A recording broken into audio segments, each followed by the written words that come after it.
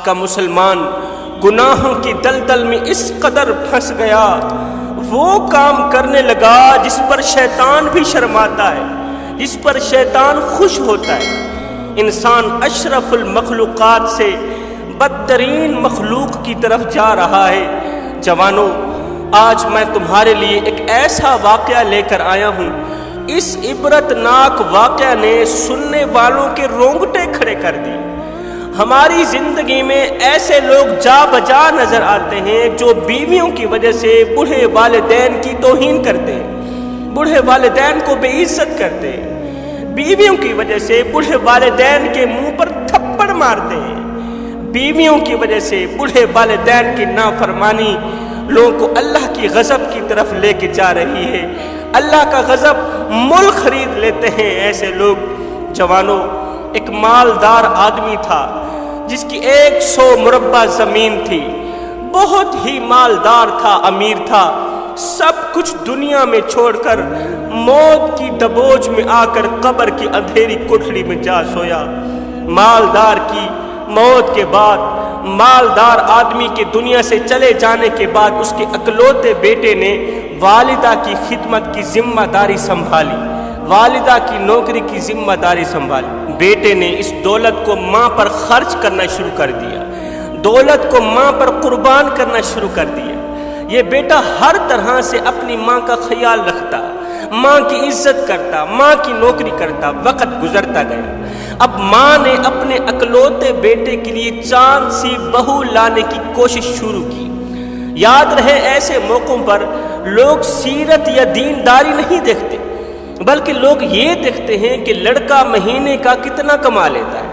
اگر 50,000 کماتا ہے تو اوپر سے کتنے بنا لیتا ہے۔ وہ چاہے حلال کے راستے سے آ رہے ہوں یا حرام کے راستے سے آ رہے ہوں، اوپر سے کتنے کما لیتا ہے۔ اوپر سے مال اکٹھا کرنا ضروری ہے، چاہے وہ حرام ہو چاہے وہ حلال ہو، کیونکہ صرف تنخواہ ہی سے تو گزارا نہیں چلتا نا۔ قصہ مختصر جوانوں، ماں نے ایک خوبصورت لڑکی سے بیٹے کی شادی کر دی، حسین و جمیل لڑکی سے اپنے اکلوتے بیٹے کی شادی کر دی۔ بدقسمتی سے وہ لڑکی بہت ہی مفاد پرست تھی، وہ جتنی حسین و جمیل تھی اس سے کہیں زیادہ وہ بد نیت بھی تھی۔ وقت گزرتا گیا، اس بدبخت بہو نے اپنی ساس کی زندگی اجیرن بنا دی، اپنی زبان اور رویوں سے بیچاری ماں کو ایذا دیتی، تکلیف پہنچاتی۔ بہو کی سخت زبان اور سخت رویہ سہ سہ کر ماں نفسیاتی مریض بن چکی تھی، ساس نفسیاتی مریض بن چکی تھی۔ بہو کے ظلم و ستم نے ماں کو نفسیاتی مریض بنا دیا۔ وقت گزرتا گیا، ایک دن ایسا آیا کہ بیوی نے شوہر کے سامنے 2 شرائط رکھ دی۔ وہ کون سی 2 شرائط، کون سی 2 باتیں؟ یا تو اپنی اس پاگل ماں کو اپنے پاس رکھو یا پھر مجھے اپنے پاس رکھو۔ مجھے اپنے پاس رکھنا چاہتے ہو تو میں تمہارے گھر میں تمہاری اس ماں کو نہ دیکھوں۔ ہے، اس نوجوان نے بیوی کو سمجھانے کی بہت کوشش کی، لیکن تمام کوششیں ناکام رہیں۔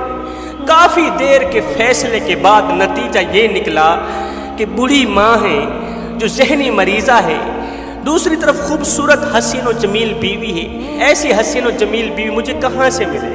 ہائے، اس بدبخت بیٹے نے ماں سے جان چھڑانے کا ارادہ کر ہی لیا۔ شیطان کی مان کر شام ہوئی، رات کا دوسرا پہر آیا، چاروں طرف اندھیرا چھایا ہوا تھا، سناٹا تھا۔ یہ بدبخت بیٹا ماں کو کسی بہانے سے دوسری منزل کی چھت پر لے گیا، دونوں ہاتھوں سے پکڑا۔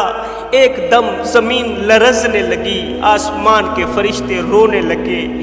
بیٹے نے دونوں ہاتھوں سے بوڑھی ماں کو، کمزور ماں کو دھکا دیا۔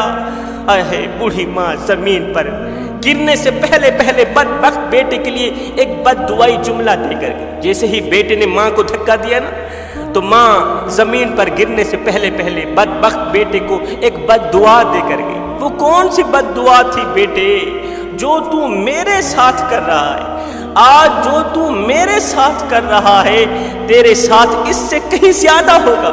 مرنے سے پہلے بوڑھی ماں اپنے رب سے انصاف کی اپیل کر گئی۔ مرنے سے پہلے پہلے، روح کے نکلنے سے پہلے پہلے بوڑھی ماں، کمزور ماں، لاغر ماں، لاچار ماں اپنے رب سے انصاف کی اپیل کر گئی۔ صبح ہوئی، ماں کے مرنے پر بیٹا دھانے مار مار کے رو رہا تھا۔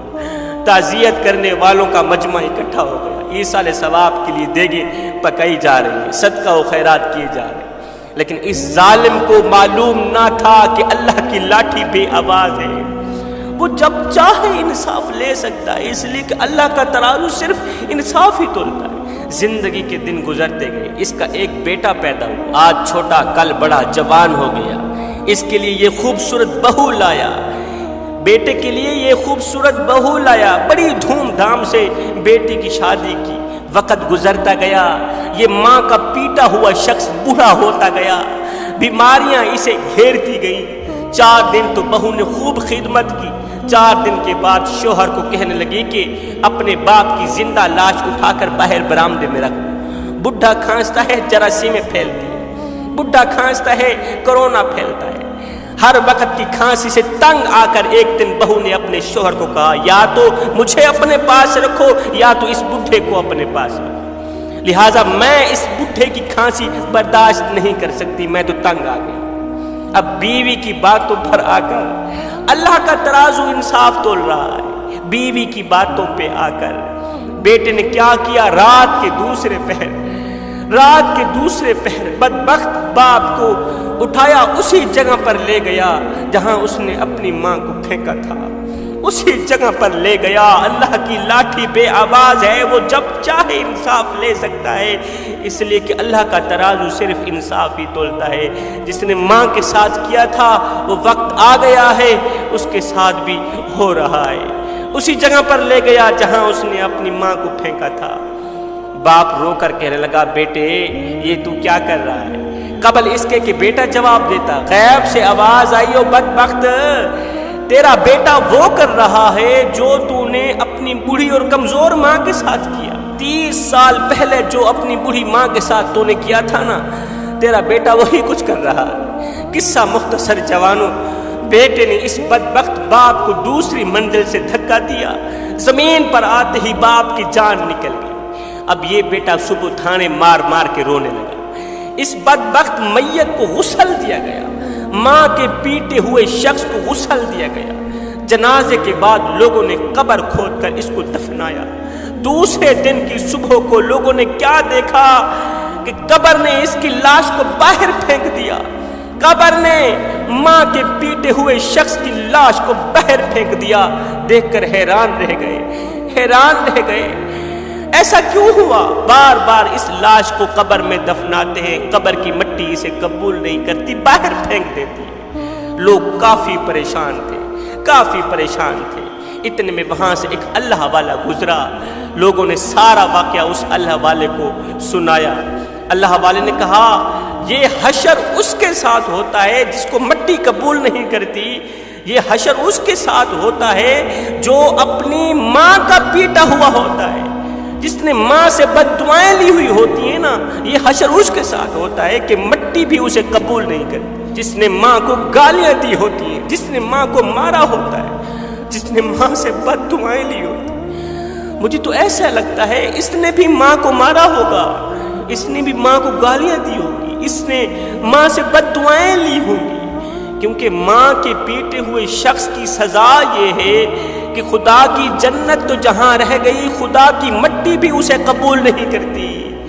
میرے کریم نبی نے فرمایا، او صحابہ، کاش میری ماں زندہ ہوتی، کاش میری ماں زندہ ہوتی، میں نماز میں اللہ کے حضور کھڑا ہوتا، میری ماں آواز دیتی، او بیٹے محمد، میں نماز چھوڑ کر دوڑ کر ماں کے پاس چلا جاتا اور دنیا والوں کو بتاتا کہ ماں کی عظمت کیا ہوتی۔